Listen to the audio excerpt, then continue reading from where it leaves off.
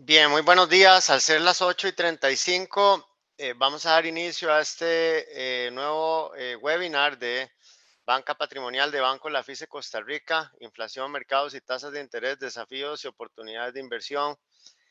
Mi nombre es Jorge Arturo Baltodano Parra, soy el gerente de Banca Patrimonial en Banco Lafice Costa Rica y gerente general de Lafice Valores Puesto de Bolsa. Me acompañan el día de hoy Omid Mustaqdenim. Él es analista senior de mercados acá en Banco Lafice Costa Rica. Y en nombre de todo el grupo Lafice a nivel de América Central, República Dominicana y Florida, Miami, en Estados Unidos, les damos la cordial bienvenida a todos. Los invitamos a hacer las preguntas a través del chat o de la sección en la plataforma de QIA, preguntas y respuestas. Y adicionalmente quisiera mencionarles que, hemos tenido un año de bastantes desafíos, de comportamientos históricos e inusuales en los mercados, principalmente para lo que son los primeros 5 meses de cada año, no solo en renta fija, sino también en acciones. Bueno, la coyuntura así lo ha determinado, lo que es la subida de tasas de interés, pues el inicio de la guerra en Ucrania y definitivamente los niveles de inflación que estamos experimentando que no se experimentaban desde hace 40 años. Es precisamente por eso que queremos brindar una actualización que nos ha dicho la Reserva Federal en las últimas reuniones y justamente en 15 días tenemos una nueva reunión de Comité de Mercado Abierto. ¿Cuáles han sido los datos de inflación recientes? ¿Cuándo son las fechas importantes para los siguientes datos? Y todo este tipo de variables que nosotros damos seguimiento acá para determinar la mejor combinación de inversiones en sus portafolios. Vamos a dar inicio. Omid, por favor, te cedo la palabra. Muy amable, don Jorge, y primeramente un gran saludo a todos los que están participando hoy en este webinar y también los que lo van a ver eventualmente eh, de manera sincrónica mediante la grabación. Como usted bien mencionaba, don Jorge, el día de hoy pues hemos traído una serie de contenidos para explicar un poco las coyunturas de mercado que hemos estado experimentando en este primer semestre. Ya llevamos 6 meses en este año bastante volátil. Explicar un poco cuáles son las razones de esta volatilidad para luego orientar a nuestros participantes hacia estrategias de mercado y cómo las situaciones que nos envuelven en estos momentos pueden afectar nuestras inversiones. Entonces, bueno, el contenido del que vamos a centrar este webinar son los siguientes puntos. En primer lugar, bueno, vamos a hablar un poquito de la política monetaria de la Reserva Federal de los Estados Unidos.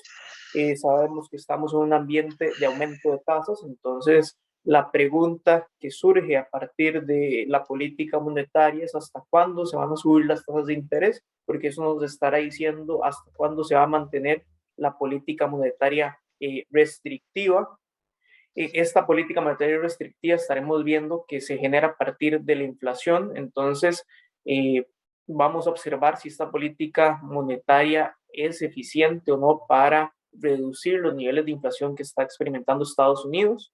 Y a la misma vez hay una dicotomía en la que nos encontramos, en la cual pues tenemos por un lado la inflación y por el otro lado el crecimiento económico. Entonces, entender si esta política monetaria restrictiva es, en primer lugar, eficiente para reducir la inflación, pero hasta qué punto también podría generar una recesión esta política monetaria restrictiva. De esta forma pasaríamos a observar, bueno, en términos generales, cuál sería nuestra estrategia tanto para tomar decisiones en la parte de renta fija y posteriormente también tomar decisiones en la parte de renta variable. Entonces, como les estaba mencionando, el primer punto que tenemos que entender es la política monetaria de la Reserva Federal. Y prácticamente la Reserva Federal empieza a actuar agresivamente en los mercados de liquidez a partir de la crisis del COVID-19. Cuando en marzo del 2020 estalla la crisis sanitaria, la Reserva Federal se ve obligada a generar política monetaria expansiva. Los economistas entendemos esta política monetaria expansiva como una política monetaria en la cual se inyecta liquidez para dinamizar los mercados tanto reales como monetarios. En esta época del COVID-19 empezamos a experimentar, como les estoy mencionando, esa política monetaria expansiva donde se da una inyección de liquidez sumamente importante en los mercados, pero a la misma vez teníamos una situación donde las personas estaban encerradas en sus hogares, no podían salir y consumir, etcétera. Entonces vemos que la liquidez desde ese momento hasta el presente ha aumentado cerca de un 114%. Entonces, básicamente lo que hizo la Reserva Federal fue inyectar liquidez mediante compras de activos financieros. Voy a explicar un poquitito más este punto.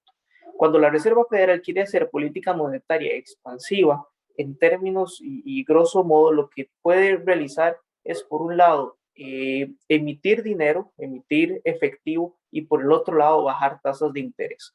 ¿Para qué emite efectivo? Bueno, para darle liquidez a la economía y disminuye las tasas de interés para abaratar los costos de financiamiento tanto de consumo como de inversión y así pues darle mayor dinamización a la economía. Esto fue lo que hizo la Reserva Federal a partir de marzo del 2020.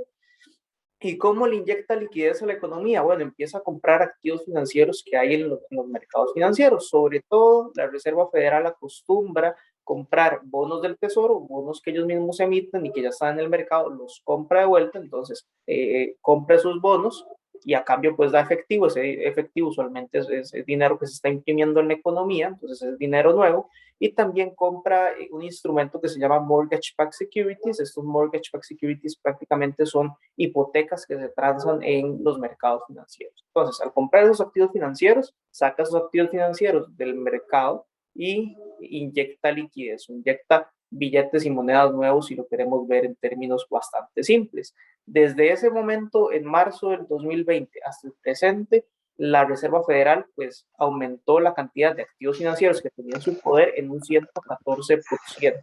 Esto es súper importante porque más o menos emitió 5 trillones de dólares, que en términos nominales esto representa cerca del 20% del Producto Interno Bruto de los Estados Unidos. Entonces fue una emisión de liquidez bastante grande. Podemos pasar a la siguiente diapositiva, Jorge. Esto provocó, bueno, un aumento en la base monetaria, porque no solo, tenemos que recordar que no solo la inyección de liquidez viene por la impresión de nuevos billetes y monedas, sino que dentro de la economía se empieza a dar una dinamización de esos billetes y monedas y se da algo que los economistas conocemos como un efecto multiplicador. Entonces, por cada billete que se emite o cada billete nuevo que hay en la economía, estamos hablando que la liquidez se triplica. Entonces vemos que hubo un aumento de cerca de 40% de la base monetaria. La base monetaria creció, estuvimos cerca de tener 15 trillones de dólares y en estos momentos estamos cerca de 22 trillones de dólares en total en total de la base monetaria. Esta base monetaria la observamos viendo el M2, que el M2 son los billetes y monedas que hay en la economía, pero además también todo lo que hay en las cuentas de ahorros y en los CDPs que hay en la economía estadounidense. Entonces vemos que sí hay un aumento bastante fuerte de esa base monetaria desde que inicia el COVID hasta el presente. También podemos ver que hay un cambio en la velocidad en la que la base monetaria pues empieza a crecer desde que se da inicio la crisis del COVID. Usualmente, tengo que recordar en este punto, la base monetaria de los Estados Unidos, por teorías monetaristas, pues crece a un ritmo constante, pero en épocas de crisis económica, la Reserva Federal suele acelerar ese crecimiento de la base monetaria para ayudar a la economía y desacelerar ese crecimiento de la base monetaria en momentos donde la inflación está muy alta, que es lo que vamos a ver ahora en las próximas diapositivas y durante el webinar del día de hoy. Entonces, claro, empezamos a inyectar más liquidez en la economía, crece nuestra base monetaria, pero tenemos que recordar que si empezamos a meterle más billetes y monedas y no hay suficiente producción en la economía, esos billetes y monedas que se han estado metiendo en la economía eventualmente pueden generar niveles de inflación. Tuvimos un problema de conexión. ¿Dónde estamos, Omid? Perdón, disculpas. Sí, seguimos en esta diapositiva, Jorge, muy amable. Como les estaba comentando, por un lado tenemos pues la expansión de la base monetaria, pero esa no es toda la historia en tanto a la expansión. Entonces, les estaba mencionando que este aumento de la base monetaria, en general, cuando nosotros lo medimos con el M2, con las monedas y billetes que hay en poder del público, los depósitos a la vista y certificados a plazo. Esta situación es una parte de la historia, pues pero no es toda la historia. De nuevo, para dinamizar la economía, la Reserva Federal, además de aumentar la base monetaria, también empieza a disminuir las tasas de interés para incentivar el consumo e incentivar la inversión. Entonces, lo que hace básicamente la Reserva Federal es empezar a poner topes cada vez más bajos a las tasas de interés. Esto le llamamos usualmente en economía la tasa de política monetaria, y esta tasa de política monetaria la mantenemos relativamente baja para que los consumidores pues se atrevan a traer consumo futuro a consumo presente, básicamente se endeuden para generar un mayor nivel de consumo, y los inversionistas pues también baje el costo de financiar sus proyectos y puedan pues invertir, y así dinamizamos la economía. Esto empieza a generar tanto el aumento de la base monetaria como la dinámica de la disminución de tasas de interés bajas, empieza a generar que la economía en términos técnicos se recaliente. Entonces empieza a aumentar los precios. Por un lado, tenemos teorías que nos dicen, bueno, si aumentamos la base monetaria, vamos a generar directamente inflación. Hay otras teorías económicas que dicen, bueno, si aumentamos la base monetaria, no necesariamente generamos inflación, si generamos un nivel de producción alto. A nivel general, lo que tenemos que entender es que sí, si bajamos tasas de interés de manera muy agresiva y si aumentamos mucho la base monetaria, el resultado final va a ser inflación.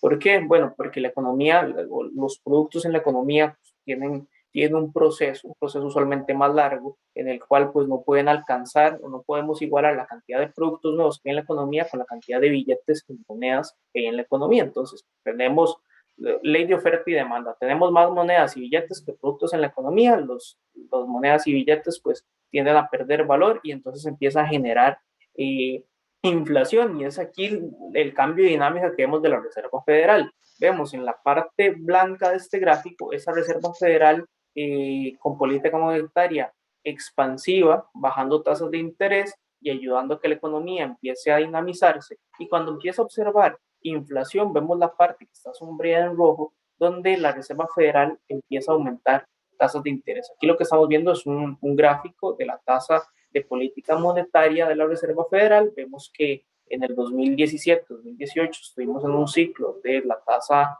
de la Reserva Federal generando política monetaria restrictiva. Se viene el COVID, empieza a generar política monetaria expansiva, y ahora con niveles de inflación altos, como lo veremos en las siguientes diapositivas, tenemos política monetaria restrictiva de nuevo para empezar a bajar la cantidad de consumo e inversión que hay en la economía y así reducir los niveles de inflación.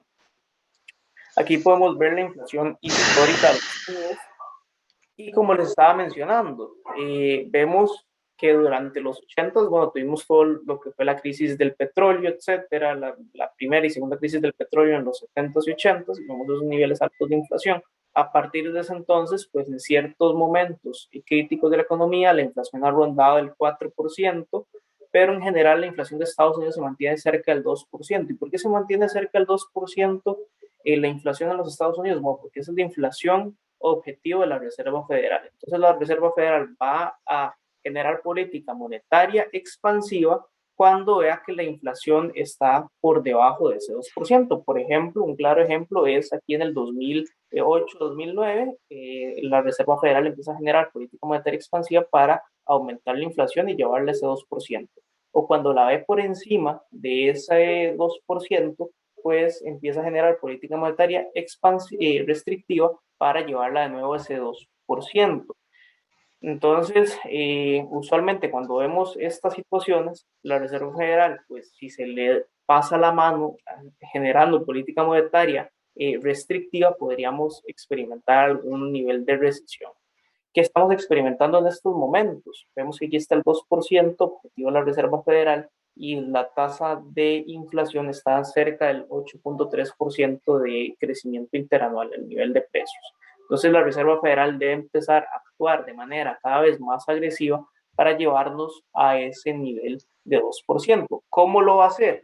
Bueno, la Reserva Federal lo va a hacer mediante dos maneras, que ya las explicamos cuando estábamos explicando todo el tema del COVID y cómo la Reserva Federal intervino. Lo va a hacer disminuyendo ahora la base monetaria, que ya la había aumentado, y por el otro lado aumentando tasas de interés, que es lo que veíamos en este gráfico de acá, este aumento de la tasa de interés que hemos estado experimentando y observando desde inicios de año.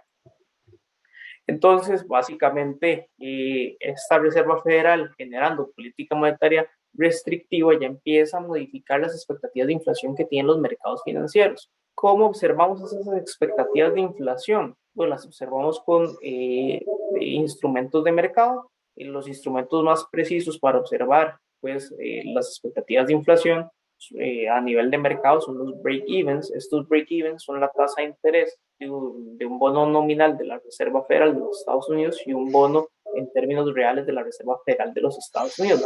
La diferencia de esas tasas nos va a decir cuál es la inflación esperada por los mercados. Esa inflación esperada a un año es de cerca de 4.64%, a 2 años es 3.85% la inflación esperada, y ya a 10 años estaremos hablando de una inflación esperada de 2.65%. O sea, en todos los tenors que tenemos aquí, o en todos los tiempos que estamos observando la inflación esperada se seguiría manteniendo por arriba de un 2%, lo cual pues, nos indicaría una Reserva Federal bastante agresiva en el mediano plazo, y dependiendo de lo que suceda con la economía, podría de nuevo volverse expansiva. En estos momentos estamos esperando que la Reserva Federal aumente las tasas de interés hasta llegar a un nivel de tasa de política monetaria de 2.8% a inicios del 2023. Actualmente tenemos una tasa de política monetaria de un 1%. Entonces, sí se observa que van a aumentar esas tasas de interés bastante.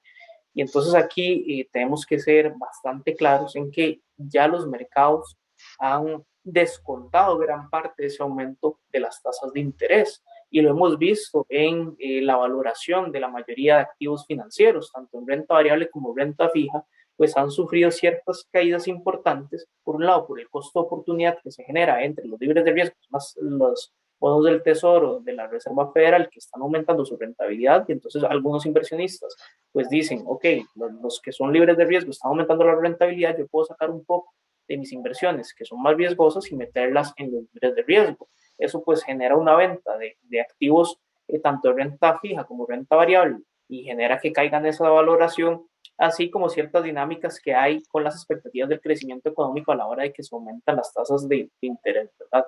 Ya el mercado ha descontado una gran parte de esta dinámica, y lo podemos observar en el siguiente gráfico.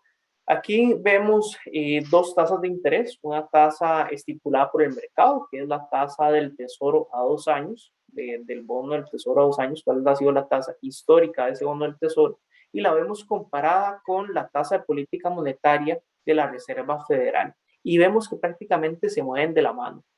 Quizá tenemos que ser aquí bastante cautelosos y también mencionar que la tasa de 2 años del bono del Tesoro a 2 años usualmente se adelanta a los movimientos de la tasa de política monetaria, que es lo más normal, que siempre lo observamos, ¿no? Que los mercados suelen adelantarse a los hechos. Claro, la Reserva Federal tiene que reunirse, votar, etcétera, y decidir sobre la tasa de política monetaria, mientras los mercados financieros empiezan a especular, se dan cuenta que es muy probable que la Reserva Federal aumente tasas de interés y se adelantan a los hechos. Y eso es lo que vemos aquí, porque en blanco estamos viendo la tasa del Tesoro a 2 años y en azul vemos la tasa de política monetaria. Vemos que prácticamente se mueven de la mano, pero siempre la tasa del bono, del bono a 2 años se mueve primero que la tasa de política monetaria. Si nos vamos hacia el presente, vemos que la tasa del bono a 2 años ya se encuentra en niveles del 2.5%, 2.6%, muy cerca del 2.8% que ahora estábamos observando, que es el objetivo de la Reserva Federal para llegar hacia finales o inicios del 2023, finales del 2022. Entonces, prácticamente ya el mercado ha descontado gran parte de ese aumento en tasas. Vemos que ya el bono a 2 años está en, como les decía, en 2.6%, mientras la tasa de política monetaria apenas se encuentra en 1%. Entonces, ya gran parte de ese aumento se encuentra descontado. Esto pues obviamente va a generar ciertas dinámicas en el crecimiento económico. Como les decía, la base monetaria ha crecido cerca de un 4%, perdón, un 40%, pero la economía estadounidense solo ha crecido cerca de un 14% en términos reales. Y vemos que ya en los últimos meses, pues inclusive hay una ligera desaceleración de la economía estadounidense gracias a esta dinámica de aumento en tasas de interés y disminución de la base monetaria. En resumen, tenemos un aumento de un 40% de la base monetaria, un crecimiento del PIB nominal de un 25% y real de un 14.5%. ¿Por qué no se traduce todo el aumento de la base monetaria en inflación? Bueno, porque ciertamente también la gente guarda gran cantidad de su liquidez en sus cuentas bancarias y también ha crecido un 35% la cantidad de depósitos que hay en los bancos. Entonces esto hace que la inflación pues, no se dispare tan rápido como si esa liquidez que inyecta la Reserva Federal pasara directamente a manos de las personas para consumo directo. Entonces, aquí podemos ver la evolución en blanco de la base monetaria, que como les digo, creció un 40%. Vemos que en morado tenemos la cantidad de recursos que hay en las cuentas bancarias, que ha sido 35%. En anaranjado vemos el crecimiento del PIB de manera interanual, que desde inicios del COVID hasta el presente, bueno, ha crecido un 13%. Y en sí, en general podemos ver que esa inflación de manera acumulada desde inicios del COVID hasta el presente, pues ha crecido cerca de un 12%. Como les mencionaba, toda esta dinámica de política monetaria restrictiva puede generar ciertos niveles de recesión. Ya lo estamos viendo con el crecimiento del PIB de manera trimestral. En estos momentos estamos teniendo un crecimiento negativo con respecto al trimestre pasado. El primer trimestre de este año, pues la economía decreció con respecto a la producción que hubo en el último trimestre del 2021, en este primer trimestre del 2022, la economía decreció un 1.5%, cuando los economistas estaban esperando a nivel general que la economía decreciera 1.3% en este primer trimestre. Vemos que algunos leading indicators nos muestran que ya hay una desaceleración importante de la economía, no es sumamente aguda, no es fuerte, pero sí es de resaltar que la economía viene, lo podemos ver aquí en el leading indicator, que ya es negativo. Ese leading indicator pues absorbe varias variables macroeconómicas para observar cómo está la dinámica económica. Y en la parte izquierda quisiera resaltar este gráfico que observamos aquí, donde vemos en verde cuando los indicadores macroeconómicos se encuentran de manera positiva y auguran un crecimiento económico fuerte, nos encontramos en verde, y cuando auguramos un crecimiento económico en negativo, nos encontramos en rojo. En estos momentos el leading indicator en los Estados Unidos se encuentra ya en su zona negativa. Esto usualmente pues augura una ligera recesión o una aguda recesión, dependiendo de qué tan negativos estemos, en los próximos 6 meses a un año. Entonces es importante tener en cuenta este indicador y siempre monitorearlo de manera constante. Bueno, hasta aquí mi parte en tanto a política monetaria, crecimiento económico e inflación. Me gustaría cederle la palabra a don Jorge Baltuán, nuestro gerente de banca patrimonial, para que continúe con partes más estratégicas y también un poquitito nos acompañe con esta discusión del crecimiento económico. Muchas gracias, Omid. Siguiente, por favor. Buenos días a todos. Muchísimas gracias. Básicamente, iniciar haciendo hincapié en las dos grandes variables que estamos viendo y que en resumen trae a la discusión todo el análisis de Omid: recesión e inflación, y bueno, y el instrumento tasas de interés para ya sea incidir en uno o en el otro. Y para eso podemos recalcar que dentro de los riesgos que hoy mantenemos y como lo mencionó Mid, ya el mercado ha descontado en lo que es el mercado de renta fija, los bonos, ha descontado una subida de tasas hasta el 3%. Entonces ahí un riesgo que tenemos es, bueno, subirá la Reserva Federal las tasas más del 3%. Esa es una pregunta y eso en este momento contesta la pregunta inicial de hasta cuándo va a subir tasa la Reserva Federal. Si realmente llega a ese 3%, la Reserva Federal estaría subiendo tasas hasta este año, hasta diciembre de este año. Y prácticamente en 15 días vamos a estar en una tasa de un 1,5%. A finales de julio vamos a estar a una tasa del 2% y probablemente en septiembre ya estemos al 2,5% o al 2,25%. Ya en estos días los mercados han descontado tasas, una subida de medio punto en las tasas hacia septiembre, quedando todavía 2 reuniones más en el año, lo que eventualmente podrían ser subidas de un cuarto de punto para llegar a ese 3% y ver el panorama hacia el 2023. Ahora, ¿qué incide en que la Reserva Federal suba o no suba más las tasas de interés? Bueno, definitivamente el control de la inflación. Y en el gráfico que vimos histórico desde 1980, vemos que la inflación en niveles altos, la política monetaria de aumento de tasas de interés ha sido efectiva en reducir la inflación y ha permitido realmente controlar en un periodo de tiempo corto esta variable. Claro, ahora tenemos diferentes shocks externos y son diferentes, pero también la Reserva Federal tiene instrumentos bastante más flexibles y una mayor cantidad de los mismos para incidir en los mercados financieros y en la economía. Este gráfico acá entonces nos viene a traer, bueno, si realmente esta subida de tasas de interés y que ha sido parte del debate que se generó a partir del mes pasado de mayo en el medio financiero, si íbamos a ir a una recesión o no íbamos a ir a una recesión. Particularmente creemos que sí, como bien lo menciona Omid, esta política de aumento de tasas de interés genera una desaceleración. Acá tenemos un gráfico histórico con los periodos de recesión en barras rojas y definitivamente las subidas de tasas de interés en los años previos al 2018 o al COVID, al 2020, han generado desaceleración por un lado y recesión en todas las anteriores al 2020 que fue inducida prácticamente por el COVID.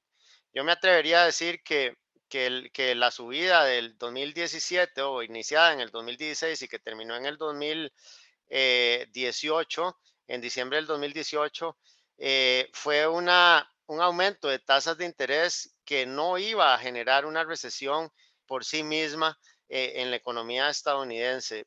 Y eso claramente se ve porque la recesión ligera que tuvimos o profunda, pero de poca duración, fue realmente causada por el COVID. Sin embargo, en años anteriores hemos visto cómo en el año 2000 la subida de tasas de interés generó una recesión en el 2001. Bueno, en aquel momento también existió el pesimismo de los ataques de 9/11 y bueno, la caída del Nasdaq fue una caída muy importante en el efecto de la riqueza de las familias y eso generó una recesión prácticamente durante un año, ya a partir del 2000, oficialmente a partir del 2002, y con la política monetaria de disminución de tasas de interés, se generó, ya se salió de esa recesión, pero algo muy importante que es muy diferente ahora y es de recalcar es esta línea azul donde vemos las tasas reales de interés.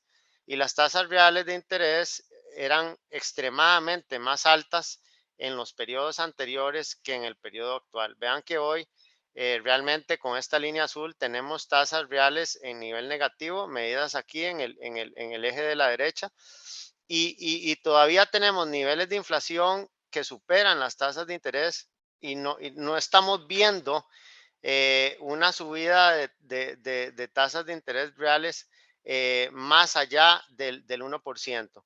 Si las tasas de interés logran subir de forma tal de que se generen tasas de interés reales por encima del 1 o hacia el 2%, ahí sí podríamos determinar que la recesión o la desaceleración económica que se podría inducir viene a ser una desaceleración profunda. Si nos mantenemos en los niveles del 2018, que fueron tasas de interés reales del 1%, nos parece que podríamos estar llegando a una desaceleración, pero ni siquiera estaríamos llegando a una recesión. Bueno, ¿de qué va a depender eso? Como mencionó Mid, de las expectativas de inflación y qué tanto el control de la inflación hacia adelante se vaya a mantener y no se mantenga en los niveles actuales del 8%. Ya lo vimos que a un año el mercado está esperando ya una inflación del 4.6%. Y eso tiene implicaciones importantísimas a nivel de inversión porque podríamos pensar hoy, no, es que no ha terminado la subida de tasas de interés. Todavía le falta a la Fed y la verdad, todavía los mercados pueden reaccionar a subidas de tasas de interés en los próximos meses. En realidad ya vimos que el mercado ya lo descontó. Entonces, para efectos de renta fija, tenemos ciertas oportunidades en este momento, de acuerdo a que se han dado los ajustes en los mercados, para lograr rendimientos por encima de la inflación que hoy definitivamente no podemos lograr a través de un certificado de depósito a plazo en varios años hacia adelante. La siguiente, Omid, por favor. Con respecto a la recesión y a la posibilidad de disminución de crecimiento económico, quisiera traerles acá dos gráficos históricos desde 1915, desde la Primera Guerra Mundial, donde vemos que las políticas monetaria y fiscal fueron en su máximo apogeo durante la Primera Guerra Mundial y la Segunda Guerra Mundial, que vemos esos dos picos altos.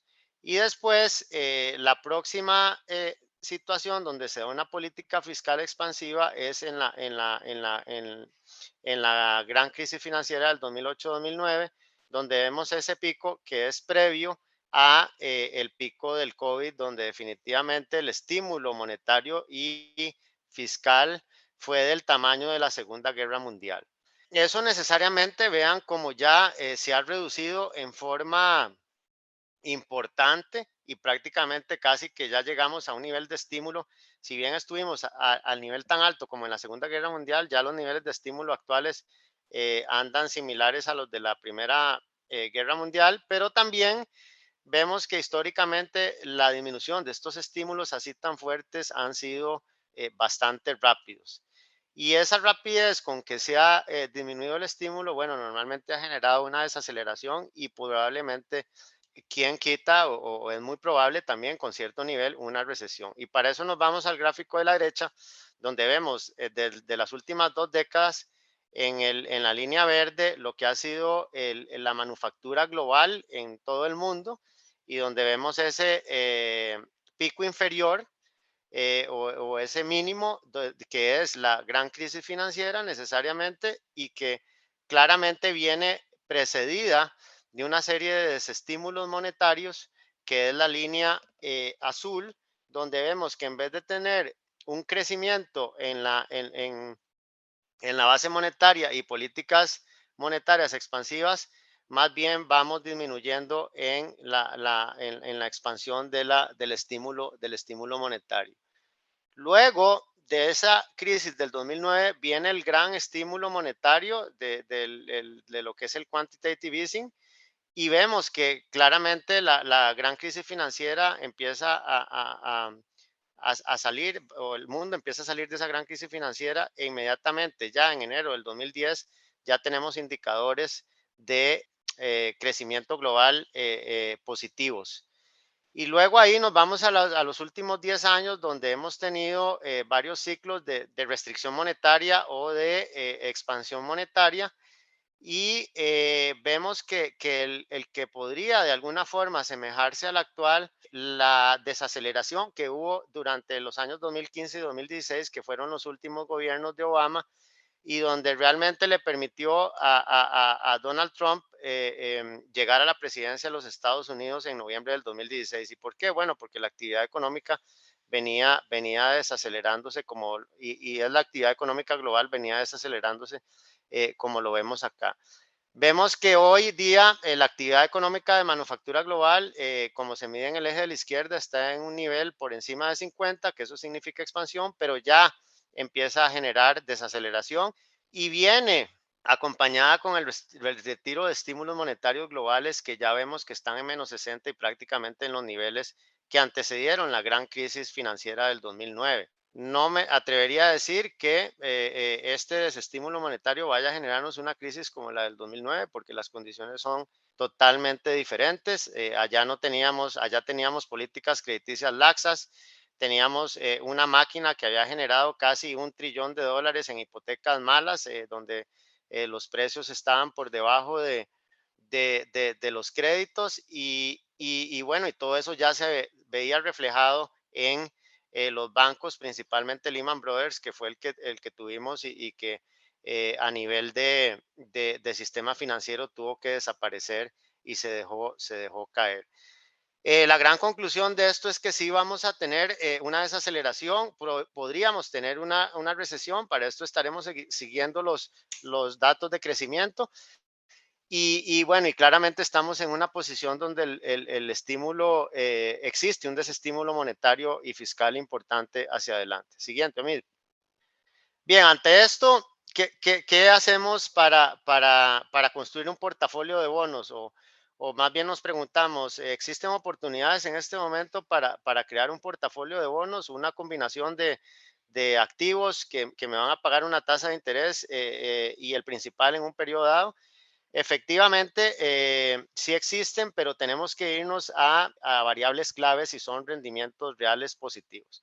Es decir, hoy día ya tenemos oportunidades donde nos permiten invertir por encima de la expectativa de inflación a un año plazo. No por encima de la inflación que tenemos hoy, porque eso prácticamente es imposible, al 8%, pero sí por encima de la expectativa de inflación a un año plazo. Y esa expectativa de inflación a un año plazo anda por debajo del 5%. Entonces tenemos que buscar opciones que no solo me brinden un rendimiento del 6% o por encima del 5%, sino que también sea en emisores o en instrumentos donde la capacidad de pago de esos emisores es buena y es bastante probada. ¿Y por qué tenemos que irnos también a eso? Bueno, porque tenemos todavía el riesgo de una recesión y de una desaceleración económica y en desaceleración económica los flujos de caja de las empresas, de los países, disminuye y entonces algunos estarán más vulnerables a esos ciclos de desaceleración que otros. La buena noticia es que sí hay valores con calidad crediticia importante que ofrecen esa protección contra la inflación, pero contrario a una visión de que en un periodo de subida de tasas de interés tengo que disminuir la duración a lo más mínimo posible, ya podríamos, de acuerdo al ajuste que se ha dado, irnos hacia plazos un poquito más largos de la curva, los intermedios, podríamos hablar entre 5 y 7 años, donde precisamente han sido los sectores más golpeados durante estos 5 meses y donde ya ofrecen rendimientos reales positivos de acuerdo a la expectativa de inflación a un año plazo. Y siguiente, Omid, y está claro que la expectativa de inflación a un año plazo no es nada alejado de la realidad ni de lo que históricamente ha pasado. Y ahí quisiera tal vez, Omid, la siguiente, irnos o repasar el gráfico. Siguiente, perfecto. Esta realmente no lo han sido por mucho tiempo. Y aquí nos vamos desde los 80s hasta niveles recientes, donde claramente después de un año, por ejemplo, en 2011 y 2012 teníamos inflaciones del 4% cuando se da aquel problema de Egipto y que lleva los precios del petróleo altos y bueno, inmediatamente en un año plazo la inflación vuelve a estar alrededor del 2%. Esperaríamos que la inflación claramente pueda estar en un año en el 5% y eso nos va a permitir ya obtener rendimientos reales positivos y que empiece esto a ceder.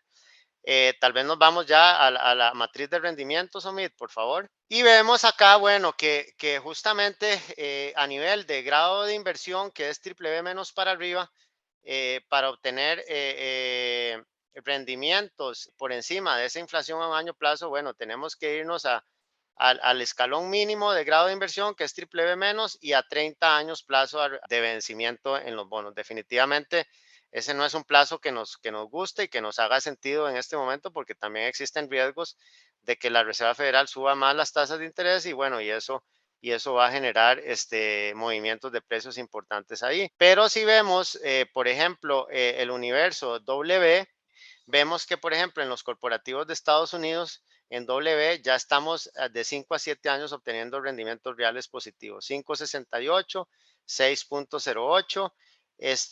Y ya para irnos por rendimientos reales mayores, ya tendríamos que bajar al escalón W más o B, que en estos momentos, ante un riesgo de recesión, tampoco es lo más recomendable. Por lo tanto, en corporativos de Estados Unidos, estaríamos recomendando ubicarnos en el universo W, y muchos de estos valores de universo W tienen perspectivas positivas por parte de las calificadoras, y no solo eso, sino que están generando flujos de caja libres positivos, y mientras esos flujos de caja libres positivos no se utilicen para recomprar acciones, me parece que desde el punto de vista crediticio ofrecen una enorme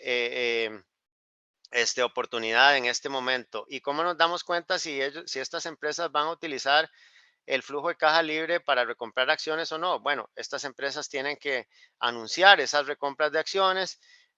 Nos damos cuenta de eso, y en la medida en que eso vayamos viendo que las empresas más bien tengan como objetivo llegar a una estructura de capital que les permita volver a grado de inversión, o por lo menos que les permita ascender en la escala del universo W hacia W más, los vamos a considerar para opciones de inversión. Probablemente alguno diga, bueno, pero es que un 6% no es tan atractivo en estos momentos, o tal vez hace un mes podíamos ubicarnos en el 7%. Bueno, el mercado ya podría estar empezando a descontar de que la inflación probablemente no vaya a ser, o dentro de un año podría incluso llegar alrededor del 4,5 o el 4%, y entonces ahí es como se mueven los precios de los activos, los precios de los activos en forma ya sea hacia arriba o hacia abajo en el caso de renta fija. Pasamos al universo OMID siguiente, de qué son los mercados emergentes. Bueno, y aquí en mercados emergentes vemos que tal vez hay una posibilidad más interesante en el universo de los triples B a 7 a 10 años alrededor del 5,55, y bueno, esto es un promedio de forma tal de que hay buenas opciones, y alrededor de 7 a 10 años ya se pueden conseguir también en mercados emergentes 6% o más. Y definitivamente el universo W también ofrece rendimientos importantes, por ejemplo, 7 a 10 años W menos. Y si logramos encontrar emisores que tengan perspectivas positivas en calificación del riesgo, podemos irnos de 5 a 7 años a obtener el 7,87 o incluso el 7,44. Con esto vemos que la siguiente OMID, las expectativas, volvemos a repasar acá, 4,80 a un año plazo, 3,93 a 2 años plazo. Entonces, invirtiendo al 6% a un plazo de 5 años, pero yo sé que cada año el rendimiento es del 6%, si me dejo el bono al vencimiento, entonces voy a tener rendimientos reales positivos del 2%, y en el largo plazo ya de 3%, ya es un rendimiento real del 3%, que viene a ser, si recordamos aquel gráfico de las tasas reales, bastante por encima de lo que sería un rendimiento real de corto plazo temporal que ofrece la tasa de fondos federales versus la inflación. Bien, eso en cuanto a renta fija. En cuanto a renta variable, definitivamente esta es una coyuntura muy, muy desafiante, en el sentido de que tenemos dos situaciones. Uno, aumento de costos financieros. Dos, probabilidad de recesión.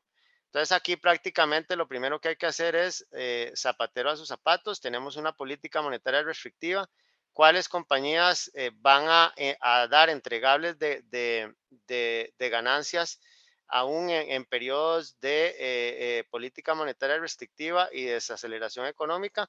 Bueno, tenemos que irnos a los fundamentales, el valor relativo, y la forma de medir el valor relativo es de acuerdo al precio ganancias. También vemos que tienen que ser compañías con participaciones de mercado importantes, líderes en sus industrias, un desempeño probado en innovación. Bueno, y aquí nos podemos ir a ver el ejemplo de Apple desde el 2000, donde empiezan a sacar sus iPods, en 5 años después sacan el iPhone y después 5 años después vienen con el Apple TV, con el iPad y siguen innovando y son empresas con flujo de caja libre positivo, independientemente de todo los ciclos económicos que vimos del 2000 al 2020. Quien haya comprado una acción de Apple a principios del año 2000, hoy definitivamente con todos esos subas y bajas del ciclo económico estaría realizando retornos por encima del 10% anual. Entonces, en las acciones son claramente un antídoto contra la inflación. Empresas, si son líderes en su mercado, van a seguir generando flujo de caja libre positivo y van a seguir generando ganancias. Y son antídoto también contra las tasas de interés, definitivamente contra la recesión o contra los ciclos económicos hacia la baja. Y acá vemos que históricamente desde el año 2000, el promedio de niveles donde múltiplos precio-ganancias han estado alrededor de 20, pareciera ser el nivel justo donde se valora el mercado. Claro, lo ideal es comprar o invertir en acciones en múltiplos por debajo de 20. Bueno, hoy todavía no tenemos esos niveles. Sin embargo, hay algunas empresas que hoy se transan por debajo de lo que las ganancias por acción justifican múltiplo precio ganancias. Y hoy el S&P 500, por ejemplo, se está transando a niveles de 20. Vean que no está ni muy caro como estuvo recientemente, ni tan barato como cuando fue la gran recesión del 2008-2009 o eventualmente los mínimos que se alcanzaron hacia finales del 2018 o mínimos del 2019. Perdón, o el COVID. Vean que esos momentos donde se dan estas caídas es muy temporal y el mercado usualmente rebota alrededor de entre 17 y 20 veces ganancias, incluso en estos momentos a 20 veces ganancias, pareciera ser históricamente es un múltiplo que es bastante recuperable a través del tiempo. Ya para ir terminando, en temas de inversiones, no olvidar los objetivos iniciales de los portafolios. Hay que conversar y tener una comunicación muy fluida con el asesor de inversiones. Podríamos replantearnos los objetivos ante cambios en las circunstancias y aquí las circunstancias son tanto personales como las que hay alrededor. Las personales pueden cambiar inmediatamente, ya sea para bien o para mal, y las circunstancias también de alrededor. Por ejemplo, hoy tenemos un cambio en las circunstancias de manera tal de que los rendimientos, hay instrumentos de renta fija que podrían ofrecer rendimientos por encima del 8% en plazos de 2 a 3 años, incluyendo las ganancias de capital potenciales. Los ciclos económicos son la constante a través de la historia, pero vemos que la recuperación de los mismos se da a través del tiempo y por lo tanto volvemos a experimentar rendimientos positivos. Y tenemos un instrumento dentro de los portafolios que es el rebalanceo como cambio en las circunstancias o el rebalanceo para acelerar el desempeño. ¿Y por qué hago hincapié en estas dos diferencias? Porque el segundo es un tema más que nos lleva a querer tener los rendimientos prácticamente ya, y el primero, porque realmente las circunstancias cambiaron y tomamos decisiones un poco más con lectura hacia esas expectativas, que es lo razonable y que es lo que el mercado está descontando en este momento, que son inflaciones, o sea, que realmente la inflación va a ceder en un año plazo. Y esa me parece que es la premisa clara no la premisa clara, la premisa fundamental que hemos tomado para determinar la construcción de los portafolios tanto en renta fija como en renta variable en este momento. En manera de conclusión, los ajustes en las valoraciones están dando señales de iniciar procesos de compra también desde el punto de vista histórico. En bonos se puede encontrar, como dijimos, buenos créditos a 4, 5 y 7 años por arriba del 6% y en acciones podemos ver que la medida relativa del valor precio ganancia está por debajo de la media en 10 años. Entonces, esto es una primera señal que podríamos ir evaluando hacia adelante. Con esto doy paso a las preguntas y respuestas. Les agradecemos mucho la atención y esperamos que las dudas nos permitan iniciar una discusión donde todos podamos participar. Vamos a dar un tiempo. Dice Mercadeo que no tenemos preguntas. Parece que tenemos una pregunta. Dice, activos en Europa, ¿son una buena opción ahora? Omid, tal vez si querés comentar sobre eso. Sí, quizá en Europa, pues hay que observar que tenemos realidades bastante diferentes y bastante dinámicas. Entonces, tenemos que observar que hay ciertos países que se están viendo afectados por la crisis en Ucrania y Rusia. Entonces, esos activos quizás sean riesgosos o bastante riesgosos para ciertos perfiles de riesgo. Por otro lado, tenemos una realidad diferente, por ejemplo, en Gran Bretaña, en todo el Reino Unido, donde sí estamos observando bueno, Reino Unido tiene empresas que nosotros llamamos empresas de valor, en contraposición a empresas de crecimiento. Reino Unido tiene esa característica de tener muchas empresas de valor y que en este contexto particular que se está viendo a nivel mundial de política monetaria restrictiva, pues ellos tienen hasta cierto punto las de ganar. Entonces, tenemos que diferenciar entre aquellos países que se ven afectados directamente por la situación geopolítica actual, ya sea por un tema de costos, un tema de relaciones políticas. Ahí me mantendría bastante conservador, pero podríamos para ciertos perfiles de riesgo ser un poco más bullish. Por ejemplo, Gran Bretaña, que se está posicionando, que ya se ha estado posicionando desde el año pasado en niveles bastante atractivos y que no se hayan visto desde las épocas del Brexit. Muchas gracias, Omid. Yo quisiera agregar ahí que yo aplicaría prácticamente el mismo, vamos a ver, la misma serie de criterios para ver los activos en Europa. A mí me parece que por el tema de la guerra, yo no estaría descartando Europa como posibilidad de inversión. Tenemos, como bien mencionaba Omid, compañías globales, británicas, holandesas, alemanas, francesas, que si nos vamos y se encuentran a una relación de precio, ganancias por acción atractivo y que está fundamentado con su desempeño histórico, perfectamente pueden ser opciones para invertir. En bonos, definitivamente, pues los que ofrecen más rendimiento en este momento son los rusos y los ucranianos.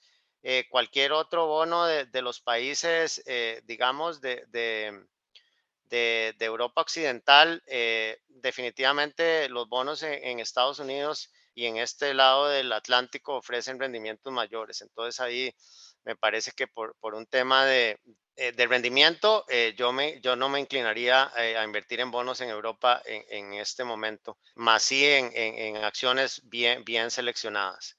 Creo que tenemos otra pregunta. Sí, don Jorge, en el chat tenemos algunas preguntas. Bueno, hemos ido al punto de Europa, pero también nos están preguntando por el tema de la interrupción de suministros globales, el precio del petróleo, la fuerte tensión geopolítica. Quizá voy a dar una pequeña respuesta acá y don Jorge, si gusta, me acompaña. Con respecto a las tensiones geopolíticas, los suministros globales, es por todo este tema bueno, la pregunta o la naturaleza de la pregunta aquí surge, eh, donde nosotros pues hemos planteado este webinar. ¿Por qué? Vamos a ver, hemos hablado de la Reserva Federal, hemos hablado de la inflación y hemos hablado de política monetaria.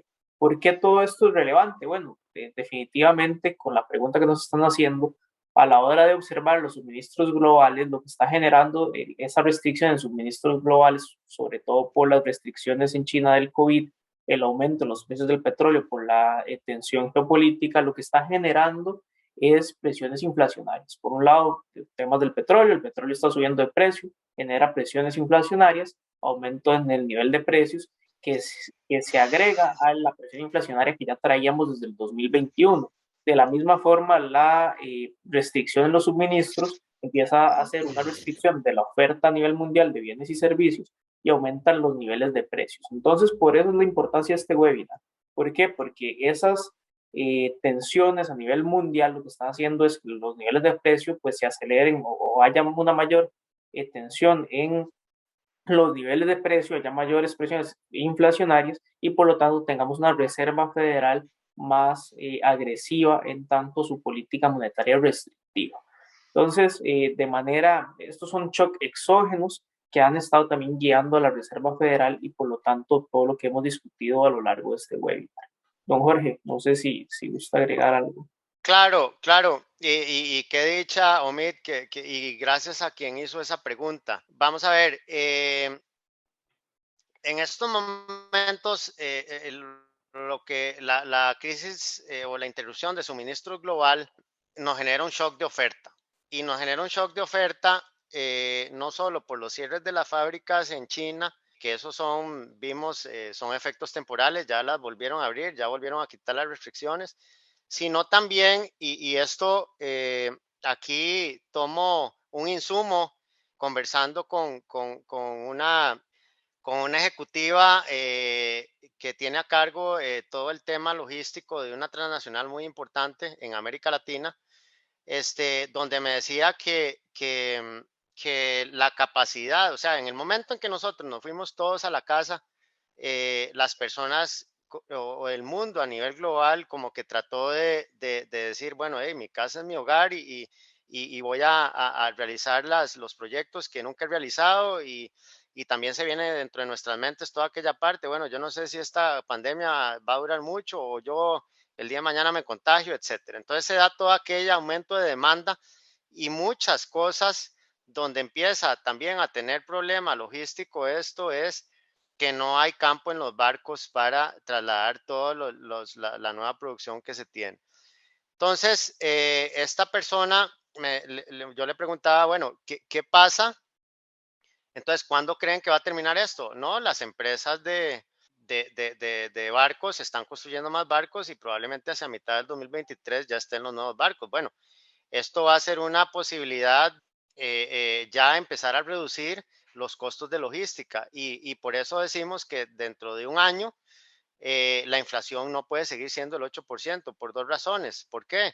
Bueno, porque probablemente vaya a haber más capacidad de transporte, con eso los precios, los costos de transporte van a reducirse, pero también la demanda agregada, el consumo va a tener que ceder ante la subida de tasas de interés, los precios del petróleo y eventualmente los precios de los alimentos y todo lo que ha subido. ¿Por qué? Porque realmente estos precios, si bien ya llegaron a un nivel, lo que se espera es que dentro de un año no sigan creciendo a la misma velocidad que ya crecieron en este año. Entonces, ahí es donde ya empezamos a decir que la inflación viene a reducirse y que hay bastantes probabilidades de esto. Ahora, el precio del petróleo, ese es un riesgo y es un riesgo de que el petróleo probablemente que hoy tengamos en $115 pueda subir hasta 150 eventualmente por algunos meses o si no es transitorio, que se mantenga entre 100 y $120 por mucho tiempo. Bueno, eso me parece que nos afectaría más a países que dependemos de esto. Sin embargo, el petróleo en esos niveles brinda opciones positivas a otros países que son productores de petróleo y oportunidades de inversión. Y veo acá que doña Adriana, muy amablemente, doña Adriana Garrido nos pregunta, bueno, ¿y Costa Rica? Costa Rica en este momento tenemos una circunstancia donde justamente esa variable del petróleo y todos los precios de los insumos nos está golpeando a nivel de balance de pagos y bueno, ya lo estamos viendo a nivel de este tipo de cambio donde solo en este año ya la devaluación supera el 7%. Si yo tenía opciones de inversión en colones y a principios de enero yo invertí en colones al 9%, bueno, en estos momentos estoy teniendo una tasa del 2% ya dolarizada y con posibilidades a que se me siga disminuyendo esa, esa rentabilidad real en dólares. Y ahí es donde vamos, porque si yo tengo una tasa de interés en dólares del 2%, bueno, la inflación me está comiendo ya mi capital.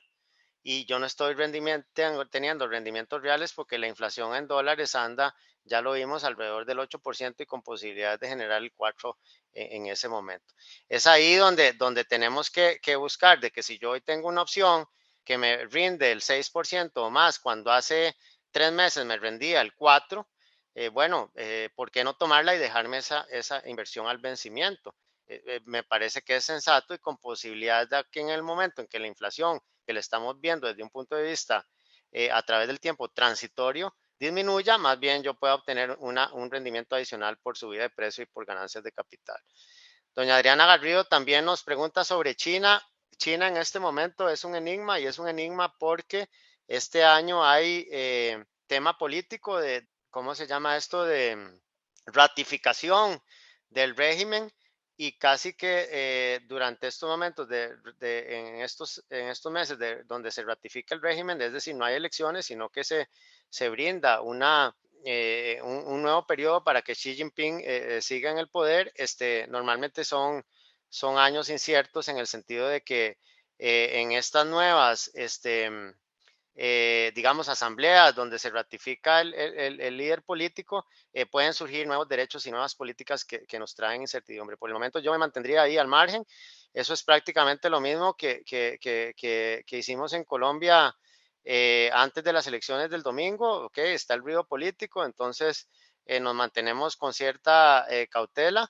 Pero una vez que ese ruido político se elimina, ya probablemente podamos volver hacia esos niveles. Y en el caso de China, lo mismo, volver a los fundamentos. Lo que pasa es que el análisis fundamental de precios relativos, de precio-ganancias en China, de pronto no es tan válido como en otros países del mundo, porque no sabemos ahí si el gobierno de pronto va a decir, no, no, usted está ganando mucha plata, necesito que ya, si quiere seguir operando, que me dé el 80% de las ganancias a mí.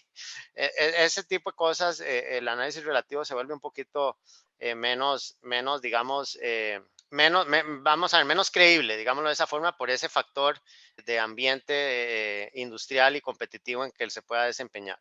Sí, don Jorge, tal vez en la parte de China, bueno, además del going concern que usted menciona, ¿verdad? Que si bien tenemos expectativas de los earnings per share en BABA super altos y demás, y podría ser que esos earnings per share pues no se lleguen a concretar por situaciones de carácter político y fiscal. Además de eso, tenemos que recordar que la exposición a la que nosotros podemos tener al mercado chino es mediante básicamente dos situaciones. Por un lado, activos que se están transando en bolsas internacionales, sobre todo en las bolsas de Nueva York, y por el otro lado, los instrumentos que se llaman Depository of Receipts, que básicamente son instrumentos que se transan en bolsas extranjeras de empresas chinas.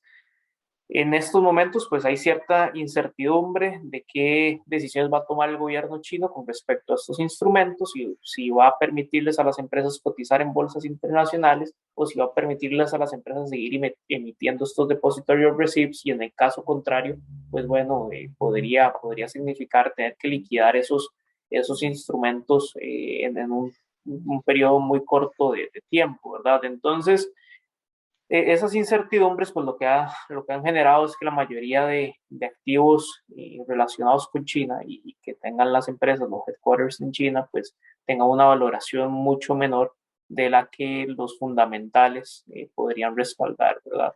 Entonces, bueno, es una inversión para inversionistas con un alto apetito al riesgo. No me atrevería a decir para cualquier inversionista. Claro. Yo creo que hoy, Omid, hay opciones menos, digamos, inciertas y con las mismas valoraciones donde podemos estar más tranquilos. Tal vez hace 3 meses o 6 meses no, porque, por ejemplo, las compañías estaban transando a 80 veces ganancias o a 100 veces ganancias, pero ya hoy alrededor entre 20 y 25 algunas y con rendimientos bastante aceptables y que justifican eso y esos precios ganancias y aún relaciones de precios ganancias superiores, yo estaría más tranquilo en esa parte. Completamente de acuerdo. Es una muy buena pregunta. ¿Cuál es el impacto contracíclico de la apertura post-COVID? Es decir, está claro que hay señales de recesión, pero por otro lado, varios países están eliminando restricciones de la época del COVID, quitando restricciones a la libertad, regresando a oficinas, escuelas, viajes. Somos optimistas de ciertas industrias ya que no tienen ese freno del COVID encima, definitivamente. Omid, no sé si quieres, y es precisamente ahí, no lo mencionamos y gracias por recordarlo, donde eventualmente este juego de pesos y contrapesos, donde la Reserva Federal está siendo restrictiva, esta nueva salida de restricciones está generando una demanda agregada que podría soportar esa subida de tasas de interés y al final llegamos a un nuevo, pues a mí no me gusta llamarlos equilibrios, porque los equilibrios, a un nuevo balance, digámoslo de esa forma, a un nuevo balance para escuchar una palabra menos comprometedora, un nuevo balance donde la inflación la inflación cede y el crecimiento es aquel que no nos va a llevar a un sobrecalentamiento de las economías. Sí, como lo mencionábamos ahora en el webinar, don Jorge, aquí es súper importante entender que tenemos un desbalance en estos momentos, y de nuevo me robo la palabra que ahorita utilizó, que tenemos un desbalance entre la cantidad de dinero que se ha emitido y la cantidad de producción que hay en la economía. Si esa cantidad de producción empieza a aumentar para balancearse con la cantidad de dinero que se ha emitido, pues vamos a ver que la inflación va a ir hacia abajo. Si hay algún país que pueda lograr esas cifras de crecimiento económico suficientes para lograr ese balance entre lo que el dinero que hay en la calle y la producción, es Estados Unidos. En estos momentos Estados Unidos está un 19% abajo en términos de movilidad a la movilidad que tenía en el 2019. Si ellos logran pues traducir toda esa movilidad que tienen que recuperar en el 2022, 2023 a nivel económico, en crecimiento económico, vamos a ver que esa inflación pues tendería a ir hacia la baja y esto se traduciría de nuevo en el tema del webinar de hoy en una menor política monetaria restrictiva y por lo tanto veríamos valoraciones en los mercados sumamente bullish. Entonces creo que aquí, bueno, esta pregunta es bastante relevante y nos permite pues recapitular un poco lo que hemos estado conversando. Sectores, por ejemplo, para muestra un botón, aerolíneas. Ayer Delta hizo una mejora en su guía hacia adelante, precisamente porque a pesar de los altos costos de los combustibles, los precios de los tiquetes y el retorno a niveles pre-COVID de viajes y de viajeros, e incluso las reservaciones ya están por encima del 2019. Las reservaciones de asientos están por encima del 2019. Entonces, pero no deja de ser importante considerar que este es un sector muy volátil, es un sector de altos niveles de apalancamiento, capital intensivo y bueno, ahí sería como para no pensar en el largo plazo, sino tal vez buscar un poco la coyuntura actual y una vez obtenido un rendimiento aceptable, buscar otras opciones. Bien, creo que estamos con las preguntas. Igual, cualquier otra consulta que ustedes quisieran hacer, porque normalmente este tipo de actividades generan cuestionamientos y replanteamientos, estamos a la orden. Todo el equipo de banca patrimonial de Banco La FICE, Carolina Martínez como gerente regional en Panamá, mi persona, un servidor como gerente acá en Banco La FICE Costa Rica, o mismo Stack Denim como analista senior, Gabriela Moreira, que se nos incorpora como portfolio manager desde el lunes pasado, y también Jeremy Zúñiga, analista de mercados acá en Banco La FICE Costa Rica. En nombre de todo el grupo, de las oficinas en cada una de las partes de América Central, República Dominicana, Miami, México, Colombia, e incluso España, estamos a la orden y esperamos haberles poder servido en este momento y en esta buena mañana. Feliz día a todos. Feliz día, hasta luego. Muchas gracias, don Jorge, y a los que nos acompañaron.